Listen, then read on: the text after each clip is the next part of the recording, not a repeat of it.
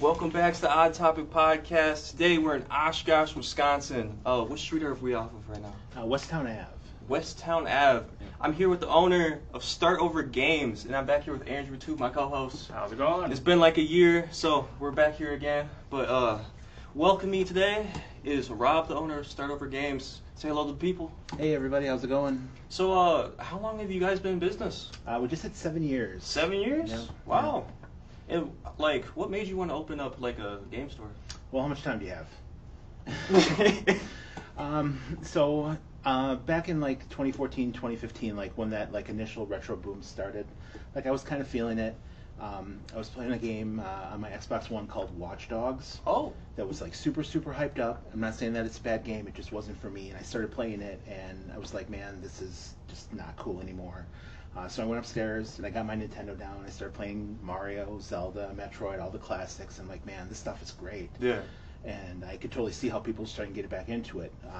But at that time, my daughter had just been born. She was like a year old, and I knew that I couldn't just like quit my full-time job and jump into a business and be like, oh man, hopefully this works out. Maybe it will, maybe it won't. But so I did what I could. So I formed an LLC. I started going. Craigslist was very much alive at that point, so I was doing a lot of deals on Craigslist. Sometimes dark parking lots with shady people, but alleyways. Yeah. Yep. So I started building a small inventory, Yeah. and then I would sell just enough of that inventory to get my money back to buy more inventory. So after a couple of years of that, I was selling off of Facebook, again meeting people in parking lots, but this time to sell. Yeah. And then we opened up a booth at Memories Antique Mall in Little Chute. Oh. So that helped me out a lot because I could just stock up a case Yeah. and then leave it there for the week and then come back and restock it and collect the money from the stuff that sold. And it was still the same process, like just sell enough to get my money back to buy more stuff. Yeah. And then in 2019, I asked my buddies Chris, Greg, and Zach. Zach from Press Start Games, Greg from Game Trade, and Chris, who's been my best friend since third grade, if they would help me out do it. So I took out a loan against my 401k that I had because I was working at the cable company at the time. Oh man. And we found the location down here, and the rest is history. That's insane. Yeah. Just you gotta take a risk sometimes. You do. Yep. We do. Yep. But that's insane. Yeah, I heard so many great things about like every other game place that I had on here, and this is the last one in the whole state, and we've done them all. Oh wow, that's So awesome. it truly is an honor. Oh, yeah, I'm the last one. Yay. Save the best for last. Yes. Yeah, maybe, hopefully, right? You did. Yeah. Oh, and I truly love that the artwork that you do back here too. You make all this by hand? Yes, my manager Cece and I do. So yeah, it's kind of like our downtime project. If we were slow and we don't have any trades or anything like that, Yeah. we'll knock out some pixel art. And what's cool about it is 10% goes to Children's Hospital of Wisconsin. So every time somebody buys something, some of the money goes to help out kids in need, which is awesome. That is so cool. Yeah. And like, I bought this Shadow the Hedgehog like a couple months ago because I thought it was like so insane that you can make this out of like perler beads. Yep. Like, how long does it take you to make this? Something like that, probably about an hour just for the beadwork, and then you have to paint the canvas, and then depending on how you like, how many layers and stuff, and what kind of effects you want to add to it. So, all in all, probably like 2 hours with drying time if it's not too humid out. So, Man, that's freaking sick, man. thank you. Yeah. Yeah, and I'm glad it goes to a great cause too. Yes, Yeah, yeah, so- absolutely does. Yeah. Yeah, charity's been like a huge part of the store since I've opened it. Greg from Game Trade was actually the one that got me into it. Oh. And we started out small and doing like a couple $100s a year, but now we do like raffles throughout the year. We do the pixel art. Yeah. September is our big charity push. So we do like a 20 days of charity where people can like bid on stuff, different stuff, Pokemon cards, Yeah. like modded systems. CC, my manager, she made a knitted Kirby beanie last year. Oh my God. So, and then also too, like during my streams on Twitch, like we have a retro gamer quiz, I call it, where people can redeem their channel points, and I ask them a question. If they get it right, if they beat my question, then I make a small donation. Hey. So it's kind of snowballed, so to speak. Like it started out super small, and now like almost everything I do, like charity is involved in some way, which is so cool. Yeah, it's nice to see everyone come together, Yeah, especially from like other businesses too. yeah. Working as a team is so cool too. Yeah. Yeah. And like you said, you do these live streams all the time. What's your relationship with Greg, you'd say? Greg is just my really good friend. I went into Game Trade probably about the same time I was thinking of starting my business. Like he was like really the first store in the area to do what like every other store is doing now, including my store. I'm not ashamed to admit that. I met him then, and we'd kind of grown a friendship, and I knew when I opened a store that I would want to at least offer it to him to see if he wanted to be a part of it, because I knew he's a great guy and he could help me out. And of course he went along with it. He didn't have to, but he did. And then he also let me train up there too before I opened the store. So like, wow, day one when we opened here, I had already like known how to do the POS system and stuff like that. So I was kind of like getting a little bit of a head start with it. Oh, that's really dope. Yeah. And for like your inventory, what would you say sells like more? Would it be like the newer stuff or just like the retro? Well, we sell a lot of stuff. Retro stuff is still really popular. It's kind of interesting though. So like when I opened the store 7 years ago, like NES was the hot thing. So we get NES games and they would be gone in like a day. My God. Right. And I always thought it was like, well, the whole retro boom started with the NES, and it was when people my age, like I'm a product of the 80s. When we grew up and we had the disposable income, we could, afford those things that we had in our childhood again. And it's kind of been interesting over the last 7 years. It's kind of evolved. So it's gone from like Nintendo to Super Nintendo to 64, and now GameCube. GameCube is like the hot thing. Like I can't get it in, I can't keep it. Yeah. No one wants to give it up. But I mean, it's PS2 still, and like 360 and PS3 are turning around now too. Like I don't know if you go off of what GameStop says. Apparently that stuff's retro now. So that's insane. Yeah. What would classify as retro? I don't know. 20 years maybe. 20 years would probably be retro to me. Yeah. But whatever. So like Wii, I guess. PlayStation 2. PlayStation 2. Yep. It's crazy that the Wii is basically retro now. Yeah. Right. Yeah. Right. That is Crazy. insane. Yeah. Yeah. It's and the thing is they don't stop making the games. Like Sony might be eventually, but like you can't keep up with it. Like you'll say you want to play old games, you want to play new games, you just never have enough time. Exactly. There's always something new coming out that you want to play. How did you feel about like the news about everything going digital now? I don't think it's a good move. I don't think so either. Or like Xbox. Yeah. Yeah. I don't. And maybe I'm a little bit biased because I make my living off of physical media, but they're just. I mean, there's a bunch of different ways you can look at it. But, if I bought a game, if I went to GameStop and I bought a brand new game, if I bought, I don't know, whatever came out, the new Madden, probably not a good example, not a new Madden, not a sports game. If I bought a new game, like, and I played it for a month, got through it, and I didn't want it anymore, I could resell it to me, or, Greg or Zach or any other of the game stores and get some of my money back. Yeah. Whereas if you're doing the digital thing, like, it's yours. Yeah. And it's not even yours, though. Exactly. That's the thing. Yeah. You're like loaning it. Yeah. Yep. It's a license, and at any time they could be like, yeah, you know what, we're not going to let you play that anymore. So. I hate that. Yeah. But like I said, maybe it's just me being biased. I don't own a multi-billion-dollar corporation, so. But. I think if anything, it's helping all you guys too, because you guys have the product. Sure. And now it's gone. Sure. Yeah. So. Yeah. Yeah. It's a weird time in video gaming right now. Somewhat scary in my opinion, but I mean, the industry is Constantly changing. Constantly changing, and it's outgrown itself in a way. Like you can make a really good AAA game in like a year or two with the right team, and now like. Everybody's got to be the best thing ever, and so many teraflops and all this stuff, and like, oh, look at the scenery. Well, I'm not playing a game to look at the scenery. I just, I want a good gameplay is what I want. Exactly. So, yeah. What would you say is like the craziest thing you ever had in the store, off the top of your head? The craziest thing that I've ever had in the store, like item come in, yes. Or just okay. So I had right when I opened, I had some Grand Theft Auto rolling papers. Oh. Yeah. So the guy brought them in, and it was just in a little Ziploc bag like this, and I had to do a double take, like I knew what they were, but they had like, it was either Rockstar or Grand Theft Auto 4 or something on them, and I asked the guy, I'm like, where did you get these? And he thought it was like a pre-order bonus. So I did some research, and I had a lot of trouble like finding information on them, but apparently Rockstar had like, back in the day, they had like a catalog you could order stuff off of. Yeah. Like a necklace with a little spoon and stuff on it, like just crazy like stuff. And they were in there. So that was pretty crazy to see. My holy grail that I ever found, it was actually before I opened the store, was the Mario statue over there. Oh, yeah. So that was a very crazy story. I was a cable guy before I opened the store, so I was sitting in my truck on my lunch break. And like I said, Craigslist was still very much live back then, not like now. And I found the ad, and it was very vague, and I was kind of curious, so I responded to it, and I went down the next day because it was my day off, and I met the guy, and it turned out it was the guy that Nintendo hired to paint the statues. So he had Nintendo, they molded them over in Minnesota, and then they shipped them over just south of Fond du Lac, and he had to make a couple extra ones in case like one fell or broke or something. So that's what the one he was getting rid of. Like he had kept it all those years, it was just crazy. So, but what an experience! Like I wasn't expecting that, to meet like somebody, and have like firsthand interview to be like, okay, this is what happened. This is how many they made. Like this was the process. It was for the Nintendo 64. Because up until that point, like people were buying and selling the statues, but like no one really knew what they were. Yes. So. And now you have one of them. Yes. Yep. Yep. What would you say is your favorite thing about the store?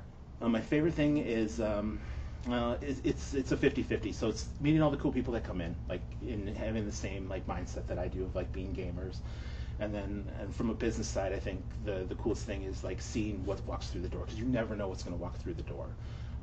There's always that element of surprise. Like 9 times out of 10, it's probably something I've seen at this point. But right before Christmas last year, someone brought in a Mario Warp Pipe telephone, like a landline phone. But I didn't even know it was a thing, and it was like the coolest thing, and it made my day. Cause I'm like, oh, this is so cool. But yeah, it's seeing what's coming in, and what people have, and what their treasures are, and relating to them, like, oh, I had this game, and stuff like that. Is there anything that you regret selling? Yeah. So let me back up. So regret selling at the store, or like when I was a kid? Both. The kid one is easy. I can share that story in a second. The store. Yeah, there's been a couple games. I can't really name like specific titles because I don't remember what they were. But it'd be something that come in and be like a really good condition. Like, I should buy that for myself, and then I didn't, and then you never see it like come in that nice of condition again. Like you'll still see it, like maybe like a Pokemon Gold complete in box with a Pokewalker. Mm-hmm. Like that's really cool. You see the cartridge all the time, but you never see like the whole package. So as a kid, when I was, I don't know, maybe 12, 13, 91, yeah, probably that, 12. I spent the night at my grandma's house, and for a reason we ended up at Best Buy. Mm-hmm. And went to Best Buy, and we saw we saw a stack of Earthbound's complete in box off the ground about this high. Oh my God. For $20 a piece. So I looked at the box, and I'm like, oh, this looks cool. Oh, it's got a strategy guide. Oh, it's got scratch and sniff stickers. Like, Grandma, get this for me. So she did. So we went back to her house, played it for like, I don't know, maybe an hour, and then I realized, like, I don't really like turn-based RPGs. I love them now, but as a kid, like, they were just too dull to me. So I ended up selling that complete in-box copy of Earthbound, which was probably dead mint. I never tore the cards out of the guide or anything, for $5 at a rummage sale. So that's the one thing I regret selling. What do you think it's worth now? About $3,000. Earthbound's really popular. Yeah. Dang. Well, it wasn't, but now it is. So it's like that's the draw to it. But oh man, yeah, that is insane. What's like the weirdest thing you ever seen come in the store? Weirdest thing. So I had I want to say weirdest. Well, okay. So I had I got two. So one is I had this box come in. The son had went to college or moved out or whatever, and this is a very long time ago. This is probably like year 1 that I opened. Oh. And he was selling all of his son's stuff because the son didn't want it anymore. But the son had this thing like where he would take the games, put them in a CD binder. So we'd buy these collector's editions. The guy would bring in the collector's editions, but they didn't really have the games. Oh. So I think it was God of War 3 had like a little like treasure chest, like of the game, and I'm just going through it at the counter, and I'm opening it up, and it's got like a false floor in it for like a strategy guide or something. And I opened it up, and there was a bunch of drug paraphernalia in there from the son. And the dad's like, "Oh!" He grabs it quick and throws it in his pocket. I'm just like dying laughing. Yeah. So that was probably one of the weird. Yeah. Of course, he had no idea. Yeah. Wow. Yeah, that was probably the weirdest thing. So that's insane. Yeah, it was all lighthearted stuff. Like I wasn't like going to call the cops or anything. I just laughed it off, and he probably felt like really embarrassed. And I'm like, it's not yours. You didn't know it was in there, So yeah.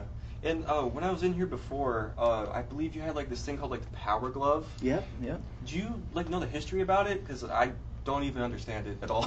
Sure. So it was a third-party NES perpetual that they came out with. It was kind of a gimmicky thing. You had this like sensor bar that you'd put over the TV. It was in the shape of like an L. Yeah. And it had 3 sensors on it. So you put the glove on your hand, and the glove would read the sensors, but it would also read like you like closing your fist. And it had like buttons on it So each game had a button or a code. So it came with like a code book. So if you want to play like Mario Brothers, you put in code like 0, 1, 2 or whatever. Oh. And then it'd be like, okay, it's programmed for Mario Brothers. So like then if you'd move your fist to the right, Mario would run. If you lift it, he would jump. It was kind of a gimmicky thing and it never really worked out really well. Really? It probably will work out well today even, but I guess it was like a precursor to a lot of like the motion control stuff they have now. Oh man. Yeah. Like VR. Yeah, kind of. So it was just a big flop, you'd say? It was. So the movie The Wizard with Fred Savage came out like right before that, and it was used in that movie, and it was like that whole movie is just a big advertisement for Nintendo if you've ever seen it. So you got this guy Lucas, and I wrote on the tag, it's awesome, or no, it's so bad. So I get a lot of customers in here and be like, well, is it broken? And I'm like, no, it's from the movie The Wizard. And they're like, oh, I've never seen that. So I had to explain this like 20 times to people. Or I had the clip up on the TV. There's this guy. He's just a really cool kid. And he's got like sunglasses and a black trench coat. It's like, you know he's cool. Yeah. And he's got the Power Glove. He's also beaten every NES game that was made in the movie. So he does this thing where he plays Rad Racer, which is a racing game with the Power Glove. And he's doing one of these. And then he gets done and he's like, the Power Glove. It's so bad. So I wrote that on the tag thinking, hey, I'm going to make a joke, but I'm like old and people don't get my humor. So, Oh, man. Yeah. But yeah, someone eventually bought it, and a couple people did find it funny. I mean, it looks good as like a collectible, I guess. Yeah, yeah. Yeah, it's a cool thing to have. It's a cool piece of history, for sure. Yeah, that's really dope. Yeah. Do you guys have any like special deals coming up? Or, like events? Nothing right now. Possibly a back-to-school sale. Okay. But the big event would be the month of charity in September. So like I said, we do the 20 days of charity. So what I'm going to do is we'll take 20 items, and every day we're going to post a new item, and it's open bidding until the end. And at the end, I'll do a big like charity stream where we announce the winners and all that stuff. And that's usually where the biggest chunk of the charity money comes from for the year. So I'm looking forward to it. That's really dope. Yeah. Oh, another thing I was gonna bring up is my girlfriend's brother is an artist too. Oh, awesome. And I made him make a bunch of like gaming paintings, right? Okay. So the first one we got today is like Spyro, Sweet. and on like a PS1, right? Yeah. I asked him to make like Spyro, but like menacing, and have a bunch of like PlayStation characters in the background, right? Okay. And so we got like Crash Bandicoot over here. We got like Ratchet, falling from the Wrath of Spyro. We got like Tony Hawk over here. I think Jack and Daxter, I believe. Mm-hmm. You got Tomb Raider, and Is that Tomb Raider? yeah. Oh, that was a cop. But then you got the Dead Space character over here. But it's something different, something that you don't that's normally really cool. see. Yeah. But shout out Godly Graphics for making all these cool designs. He even made this epic painting for the podcast, glows in the dark too. Oh, awesome. He even mirrored it too. Yeah, he did. That's cool. Yeah. Just trying to get his name out there Sure. as much as I can. Very cool stuff. Yeah, and he also made like another one because I really love the game Sly Cooper, and I just wanted like a reference to Guardians of the Galaxy, but like animals. So yeah, you got that. I don't know if you guys can really see it that well, but It's cool. Take my word for it. It's really, really it's cool. pretty dope. But yeah, I do this because I want everyone to get their story heard. Oh. That's why I do this. And Plus you got a lot of time on your hands. yes, but I think I got like a couple more. I could just edit this part out. But where was it? If I you lost could my play train of one thought. game for the rest of your life, what would you play? Boy, I don't know. That's I a know tough my question. What's your answer? Pokemon Go. Okay. Okay. Even if they wouldn't update it? Yes. Okay. See, that's the question. Like the problem I have with it is like I like retro stuff, so I would probably pick a retro game, but Yeah. it would like after you play through it like 10 times, Mm-hmm. you're like, what are you gonna do with Or it? I'd pick Pokemon Black and White too. Okay. Ooh. Okay. The Yeah, there's PS. enough randomness there, I would think, right? Yeah. Yeah, that's a good answer. That's my answer. What he said. Because what I could do is I could shiny hunt for the rest of my life. Oh, there you go. Ooh. There you go. Yeah. I would need like a free roam game, honestly. Okay. Final Fantasy? I actually never played that. A lot of people give me crap about that. There's like 20 of them. Yeah, but I heard it's a good franchise. Yeah, I haven't played a whole lot of them either. Not gonna lie. So. Remember, not a turn-based guy back in the day, so I have to like play all of them now, and I don't have time to. Man, that's actually a really I hard feel like question. turn-based games are the fun ones. They are, yeah. As an adult, I love them because you don't need reflexes anymore. Like all that's fading on this. That's all I play. Yeah. I probably pick like a random Spider-Man game. You know, Okay. swing around Manhattan. It's Sure. pretty fun. Sure. But what would you say is like the hardest game, like in your opinion? The hardest game I ever played was Sekiro on the PS4. So I never really originally got into the Souls games when they came out, and people would always be like, "Well, if you like old stuff, Rob, you should probably check this out."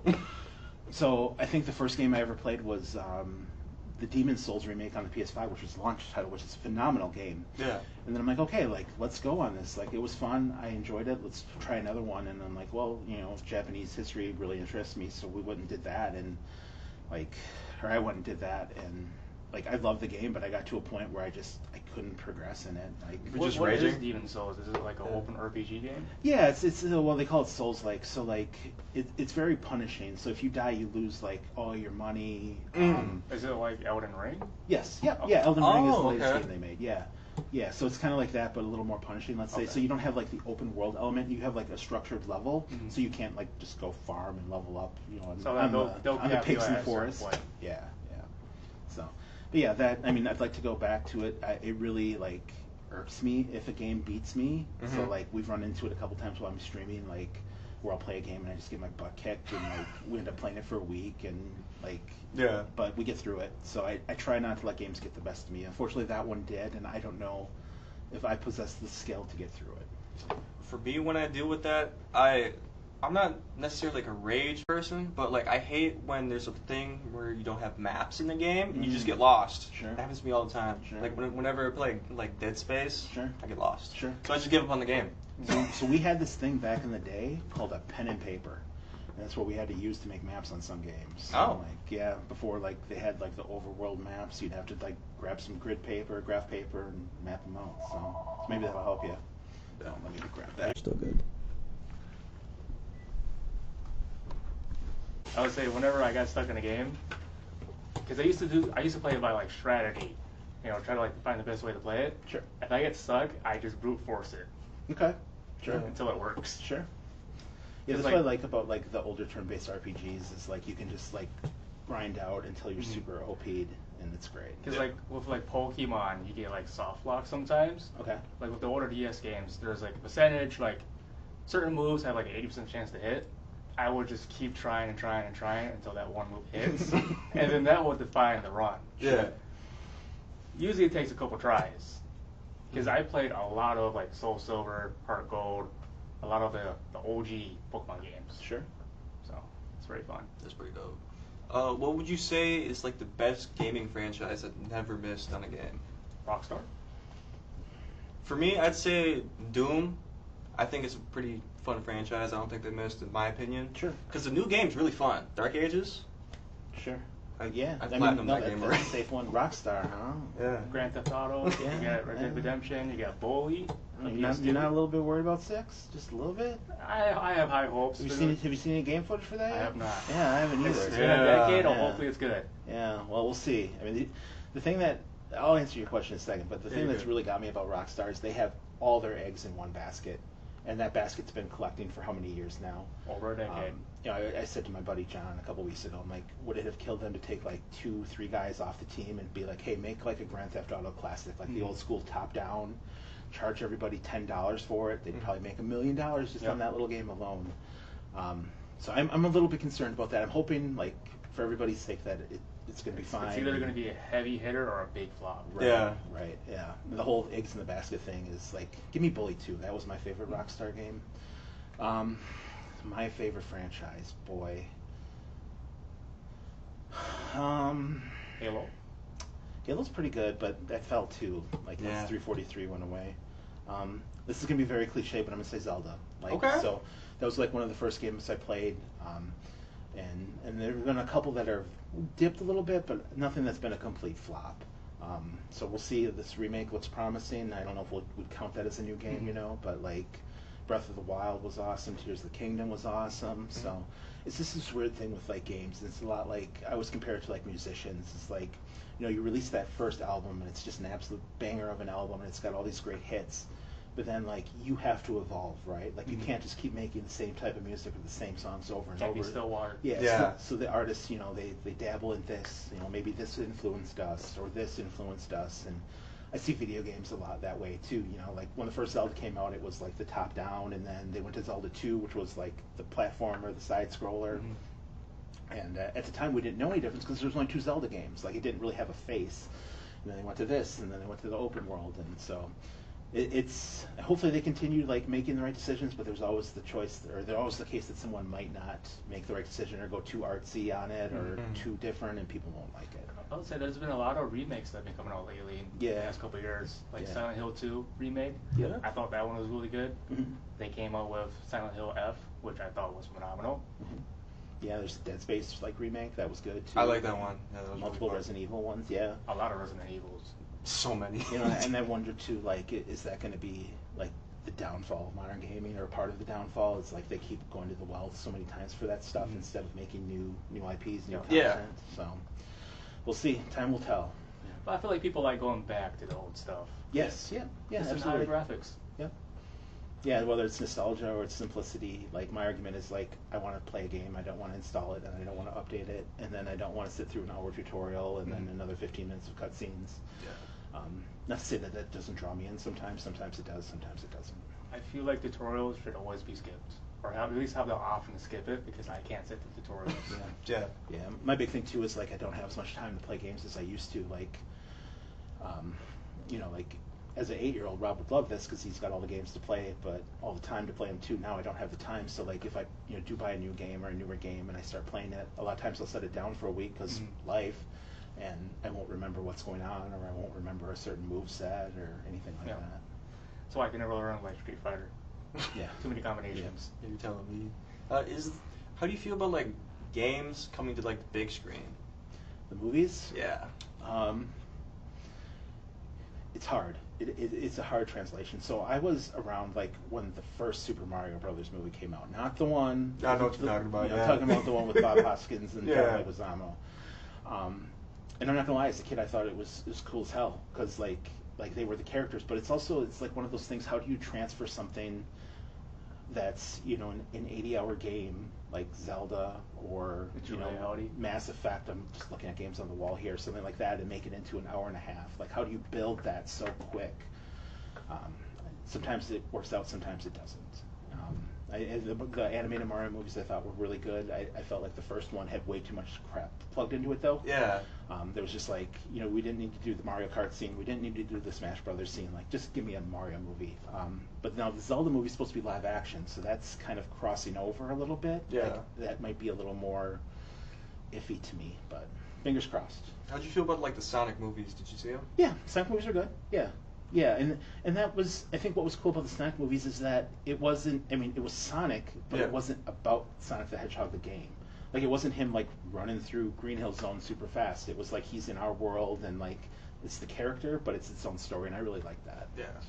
If they stick to like stuff like that instead of just like money grabs, because I'm pretty sure they're gonna make like a Super Smash movie. Sure, yeah, it's kind Eventually. of what they're, like a Marvel Universe thing, right? Yeah. Like they're all gonna, It's all gonna connect, and they might even make like the Sonic and Mario Olympic game Right. movie or Right. something like that. But Yeah, well, as Yeah. long as people keep spending money on it, I guess, they're gonna keep doing it, right? yeah. But kind of going back to like physical media, I feel like even like movies on like stuff is gonna come back too. 'Cause streaming is, I feel like, is people are getting sick of it. Yeah. Because you have to buy a bunch of freaking platforms just to watch one movie, Yep. So I feel like places like you're gonna be doing great. The next couple 10, 30 plus years, you guys are gonna be fine. It's Yeah, I gonna be a hope big so, reset. You know, I couldn't relate. No. I just pirate the movie.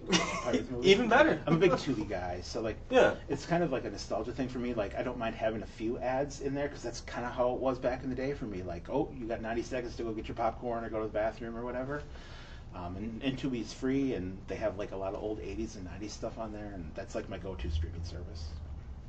But I can wholeheartedly agree with like physical media still being a thing. Like VHS tapes have seen a huge comeback in the last like couple of years, and DVDs are getting there. Even cassette tapes. Even vinyl too. Yeah, vinyl. Yeah, Vinyl's huge right now. Yeah, Doesn't make any sense, I but used yeah. to watch a lot of Jackie Chan adventures on like the tapes. It's crazy. But like, a question I always ask every guest: what would be your advice to the world, off the top of your head? My advice to the world is be excellent to each other. It is an absolute shit show out there right now, and like we're all in this together, so we gotta stick with each other. Is there anything else you'd like to add? No, that's it. Thank you for taking the time to come hang out with me this morning. I appreciate it. Both of you guys. Yeah. So. 10:15 on the dot. Yeah. But yeah, come check them out. Best video game store, like I'd say in Wisconsin. You got like 4 other ones too. Go check them out. Check out Game Trade. Check out Press Start Games. Check out Start Over Games in Oshkosh. You guys, I think you're the only game store in Oshkosh too. We have a Mojo's down here, so yeah. Mojo's also does like they do video games, but they do like movies and stuff too. So they're more of like a variety store. Yeah. And another thing, I just dropped some merch this time. This is what we got today. I'm gonna be making a lot more, but if you like it, I'll be like posting stuff in like the link below. If you wanna get some, DM me. Just let me know. And it's in this test run. Yeah, this is the test run. This is the first version, so we're gonna see if it works. If it don't, Looks cool. Yeah, I appreciate it. And thank you again for being here. Yeah. And I'll see you guys in the next one. Amazing. Cool.